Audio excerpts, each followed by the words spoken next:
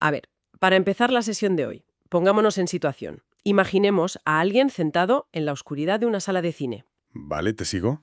Tiene la mirada fija al frente y las lágrimas le resbalan por las mejillas. Si quisiéramos explicar de forma puramente científica por qué está llorando, pues podríamos extraerle sangre. Claro, o medir sus picos de cortisol. Exacto, analizar la composición salina exacta de esas lágrimas y, oye, obtendríamos datos milimétricos. Unos datos buenísimos, sí. Pero el problema, y aquí está el meollo, es que podríamos tener toda esa información biológica y seguir sin entender absolutamente nada de su tristeza. Simplemente por negarnos a girar la cabeza para mirar qué narices está proyectando la pantalla. Eso es. O sea, a veces la obsesión por buscar la respuesta en lo microscópico nos ciega ante la historia completa. Y bienvenidos a este nuevo análisis a fondo, por cierto. Un placer estar aquí. Y fíjate, esa obsesión por asumir que la biología, o no sé, la química neuronal, albergan la respuesta definitiva para todo, es un espejismo tremendamente seductor hoy en día. Totalmente. Es que ofrece una falsa sensación de certidumbre. De hecho, para quienes nos están siguiendo en vídeo, el entorno visual que he configurado hoy detrás de mí muestra ahora mismo una biblioteca clásica, así con volúmenes antiguos. Preciosa, por cierto. Gracias. Pero a medida que avancemos, estas estanterías se van a ir transformando lentamente en un laboratorio moderno. Me gusta la metáfora.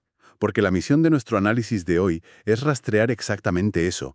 ¿Cómo hemos llegado a entender la adaptación funcional de los organismos a su entorno? O sea, podríamos medir la biología, pero si no miramos a la pantalla, nos perdemos la película, literalmente. Exactamente. Hoy vamos a diseccionar cómo el entorno moldea nuestra conducta. Desde, los debates en la antigua Grecia, pasando por los adiestradores de halcones de la Edad Media. Que eso es fascinante, ya verás. Ya te digo. Hasta llegar a palomas operando pantallas táctiles en laboratorios.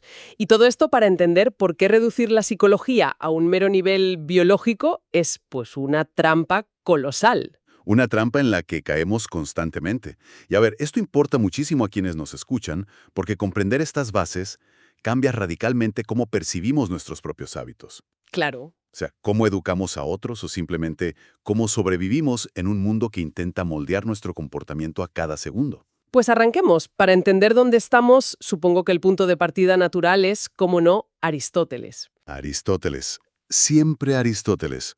Pues sí, él planteó una visión profundamente interactiva del ser vivo.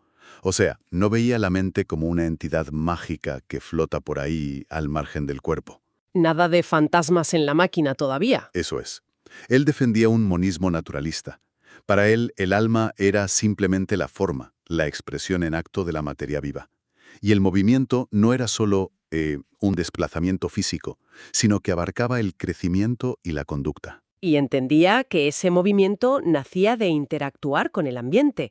La famosa tabula rasa, ¿no? Exacto. La mente como una pizarra en blanco que toma forma solo a través de la experiencia. Pero claro, luego llega Descartes y Y nos mete en un lío. un lío monumental.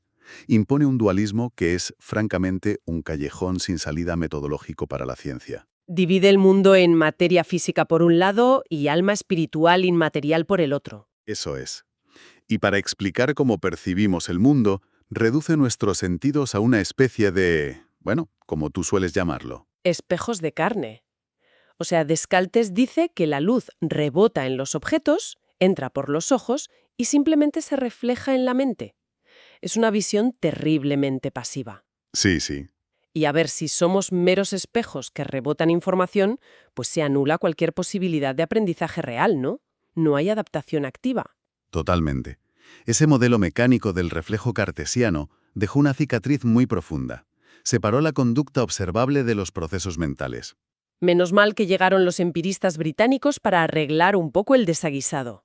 Sí, reaccionaron contra ese innatismo y rescataron la pizarra en blanco de Aristóteles. David Hume, por ejemplo. Él argumentó que la causalidad no es una propiedad mágica del universo. O sea, no es algo que podamos ver flotando en el aire. Exacto. Sino que es una construcción subjetiva. Requiere que observemos una regularidad constante en la naturaleza. Es lo que hoy llamamos contingencia. Y ahí aparece Thomas Brown, que este hombre da un salto conceptual que a mí me parece espectacular, con sus leyes secundarias. Es que se adelantó siglos a su época.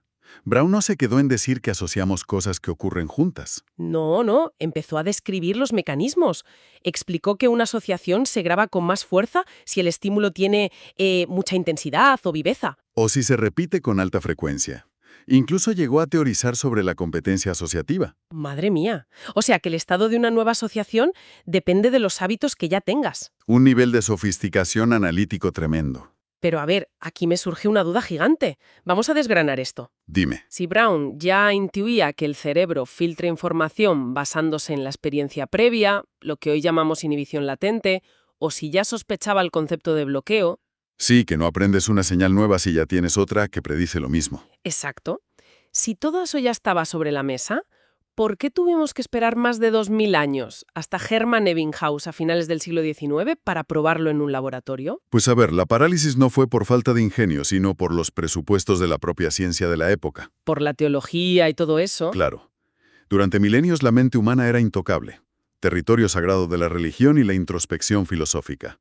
Faltaba un marco que justificara que el comportamiento humano, igual que la digestión, formaba parte del mundo natural. ¿Y que estaba sujeto a leyes? Leyes deterministas que podían medirse empíricamente.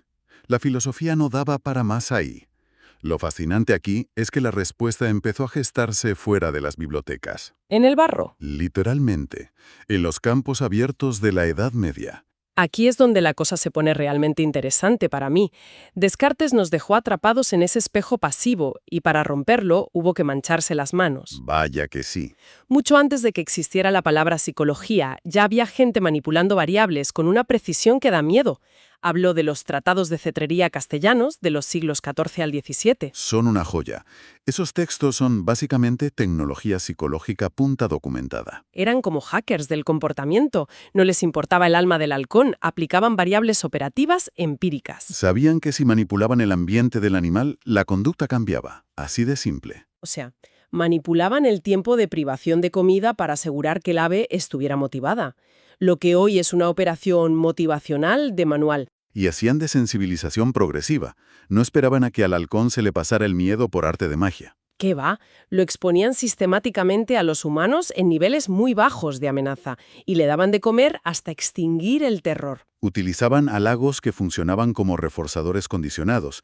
Y el condicionamiento temporal, darle de comer a horas precisas para que el reloj biológico disparara el hambre. Incluso la motivación de incentivo. Si el halcón dudaba, le enseñaban un trozo de carne más grande. Entendían mecánicamente que la magnitud del refuerzo anula las distracciones.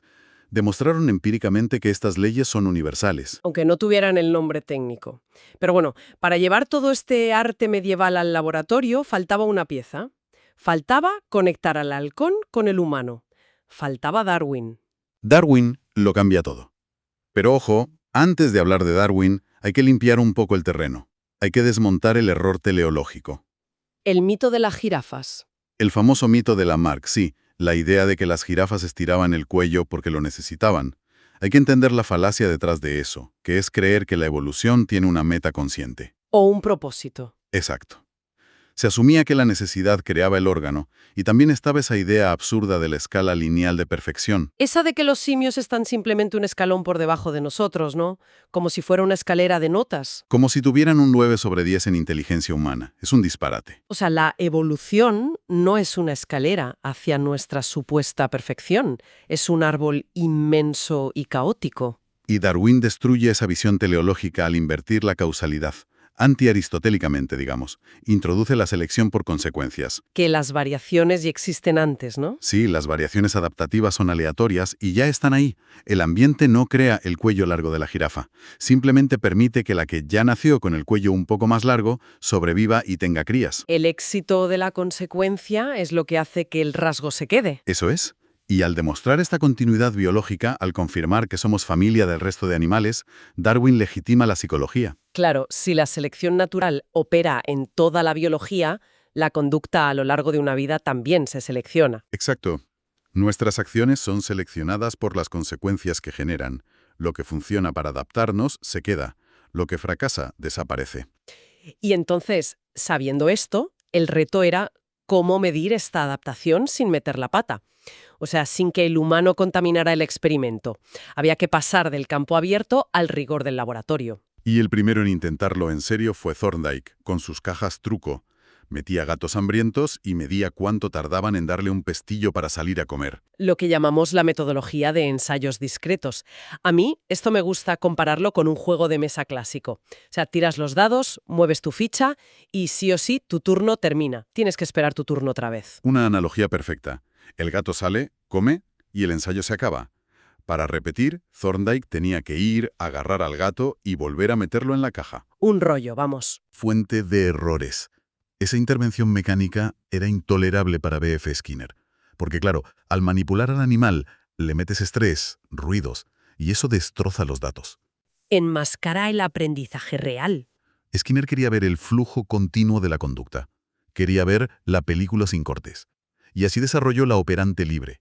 Que siguiendo con los juegos, si lo de Thorndike es el monopolio por turnos, la operante libre es un videojuego de mundo abierto. O sea, el jugador se mueve libremente, decide cuándo saltar o parar, y el sistema registra cada botón que pulsa de forma invisible. Para lograr eso físicamente, Skinner simplificó todo. Del pasillo largo a un recinto pequeño con una palanquita minúscula. Que apenas requiere esfuerzo para bajarla. Exacto. Así una rata puede darle miles de veces en una hora a su propio ritmo. Si conectamos esto con el panorama general, esto permitió sacar curvas de aprendizaje matemáticas perfectas de un solo sujeto, lo que llamamos n igual a 1. Y esto es vital aclararlo. Si coges a 50 ratas y haces la media de sus datos, te sale una curva súper suave y gradual. Pero eso es mentira. Es una ilusión estadística. Ningún animal aprende así poco a poco. Si miras a un solo sujeto, ves el momento exacto en el que le hace clic la cabeza. Es un salto brusco. Ocurre de golpe.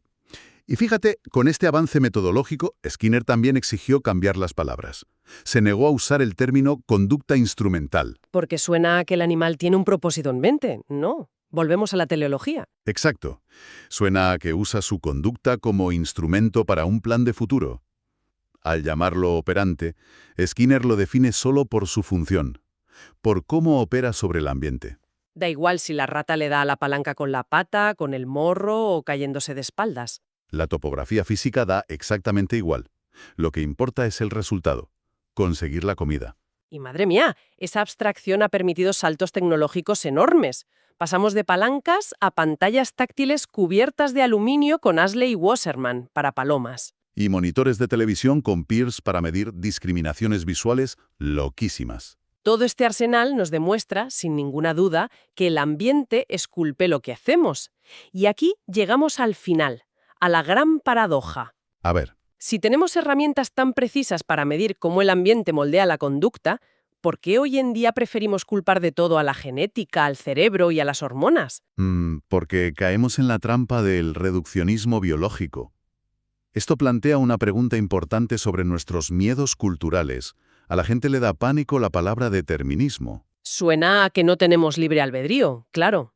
Cuando la ciencia dice que la conducta es controlable, lo ven como un ataque a la libertad. Pero la libertad no es la ausencia de determinantes. Si nuestra conducta fuera caótica y sin causas, no podríamos ni sobrevivir. Sería imposible aprender de los errores. La libertad real es tener múltiples opciones, no que no haya causas. Y el control existe en la naturaleza de forma constante. Claro, el control no es un científico malo en un sótano, es la vida. Piensa en un cirujano veterano enseñando a un novato. Le coge las manos, le corrige la postura, le penaliza si se mueve mal. Está controlando su conducta al milímetro. Y menos mal, porque salva la vida del paciente. La ciencia solo sistematiza ese control. El problema real viene de mezclar los niveles de análisis. A ver, la realidad es una, pero la estudiamos desde la física, la biología, la psicología. El reduccionismo es intentar explicar lo de arriba usando solo las herramientas de abajo. Entonces, ¿qué significa todo esto en la práctica? Me encanta la analogía del autor con el cuadro de Velázquez. Es buenísima. Imagina que alguien arranca un Velázquez original del Museo del Prado y lo tira por la ventana. Una tragedia. Total. Pues la física te puede explicar la gravedad, la parábola de caída y medir las ondas sonoras del marco al romperse contra el suelo. Todo eso es verdad, pero la física jamás podrá explicar por qué la gente en la calle se lleva las manos a la cabeza y grita de horror. Para entender el grito, necesitas la historia del arte y la psicología. Necesitas el nivel de análisis adecuado para el problema adecuado. Y esto pasa a diario en las consultas. Imagina un paciente que llega con una apatía profunda, súper aburrido con su vida. Un enfoque biológico te dirá rápido, pues que tiene la dopamina baja, Y le dan una pastilla y a casa. ignorando por completo que esa persona se pasa 10 horas al día metiendo datos en un Excel, en un cubículo sin ventanas y con miedo a que le despidan. Culpar a la dopamina es muy cómodo para no mirar ese contexto tóxico. Es el complejo de la bata blanca, ¿no? Exacto. La medicina tiene mucho prestigio. Hablar de sinapsis suena más empírico y serio que decir que el trabajo es una basura y no hay refuerzos. Pero si los psicólogos juegan a ser neurólogos de segunda, perdemos poder. Si todo es un desequilibrio químico, perdemos la capacidad de cambiar los colegios, de arreglar las políticas sociales. Perdemos las herramientas para cambiar el entorno y solucionar problemas de verdad. Creo que el resumen está claro. El aprendizaje no es magia dentro del cráneo. Desde Aristóteles hasta las pantallas táctiles. Hemos visto que nuestra conducta es adaptación constante. Y esto empodera muchísimo a quienes nos escuchan. Muchísimo, porque saber que el ambiente controla tu conducta te permite rediseñar tu oficina, tu casa o tus rutinas en lugar de resignarte a tu supuesta química cerebral. Y eso me lleva a una última reflexión para dejar dándole vueltas a nuestra audiencia. Si la conducta se selecciona por sus consecuencias, y hoy vivimos metidos en redes sociales con algoritmos diseñados precisamente para darnos recompensas variables continuas, Una gigantesca cámara de operante libre, madre mía. ¿hasta qué punto estos nuevos ecosistemas digitales están dirigiendo, a escala global, el próximo gran salto evolutivo de la conducta humana sin que nos demos cuenta? Algo en lo que pensar la próxima vez que cojamos el móvil sin saber por qué. Hasta el próximo análisis a fondo. Un saludo.